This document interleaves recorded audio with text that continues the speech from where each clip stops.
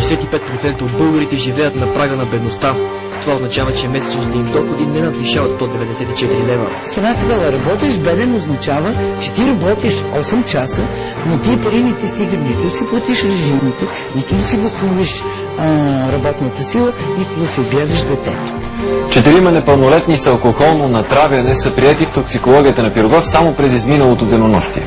Мъж, който уби двете си деца, момченца на 8 и на 5 години, и подпали къщата на родителите на съпругата си. 16-годишно момче беше убито при престрелка край Боянското ханче, а в Орландовци собственик застреля крадец, който го нападна с метал. Че в столичните заведения масово се шмърка кокаин, както и че рязането на уши е наказателна акция. Свещеникът на столичния квартал Ботонец беше убит с нож след пиянска сватба.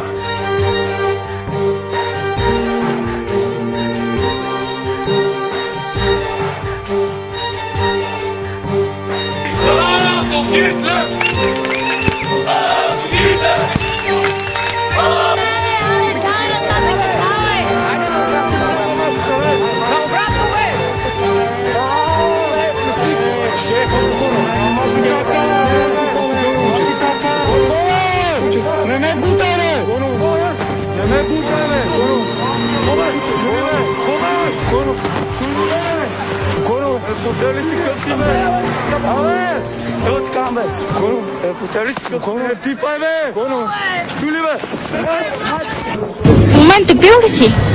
Да. Какво? 14 годишно. А какво си пил в момента? Мента. Колко мента изпи? 400 мл. И от 400 мл се напи? Гордо.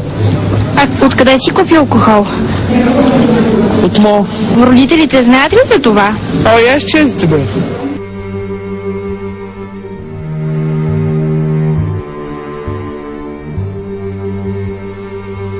Напипай го, ръцете твои, нека то да ти знае.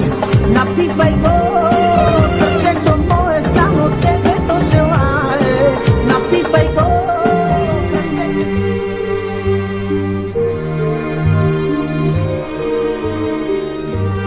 Да довършим темата. Материални претенции към България имате ли? Как материални? То си имуществени. Как е? Собственици страна?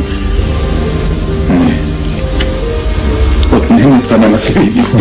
Независимо от какви обстоятелства, обстановки, становища или положения, категорично не. Ето списък на имотите, които се е върнал от царското семейство за тези няколко години.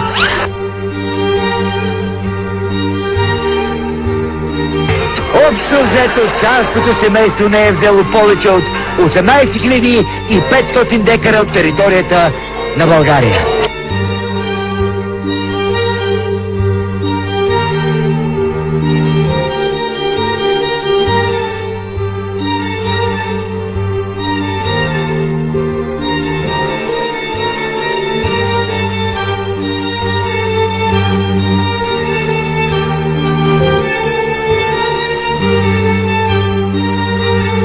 Петима души са прияти в болница, след като са били пребити. Младежи с качулки пребиха пътници в столичен трамвай. Ранени са 4.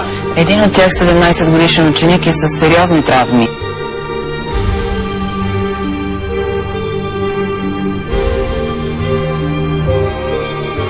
С боксове, ножове и бухалки. Националисти, национал-социалисти, неофашисти. По същество те са, някои от тях са хитлеристи.